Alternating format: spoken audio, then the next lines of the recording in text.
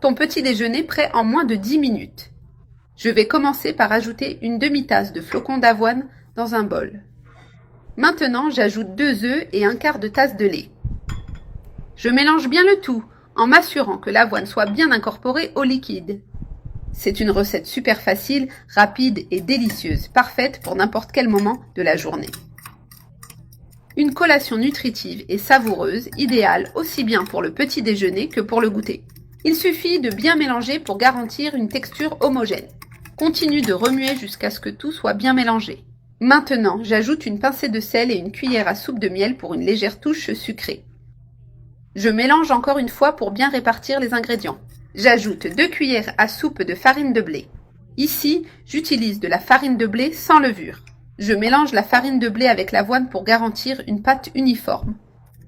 Continue de remuer jusqu'à ce que la farine soit bien incorporée.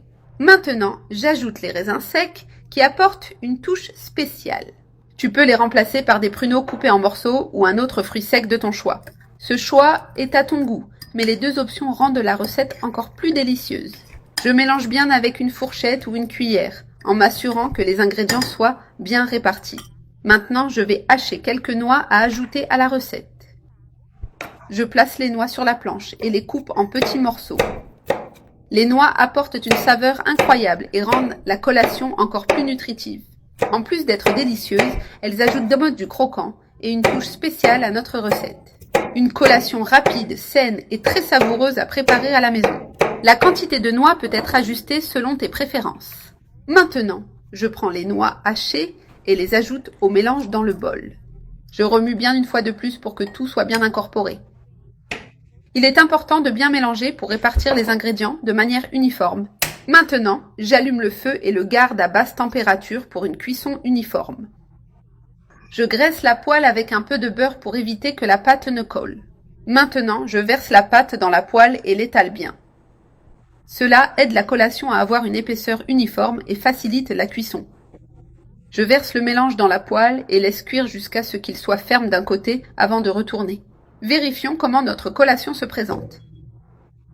Après 5 minutes, elle est déjà bien ferme et dorée d'un côté. Maintenant, je passe la spatule délicatement et je la retourne avec précaution. Je couvre à nouveau et laisse cuire 5 minutes de plus de l'autre côté. Ainsi, nous nous assurons que la collation soit bien cuite à l'intérieur et dorée à l'extérieur. C'est prêt.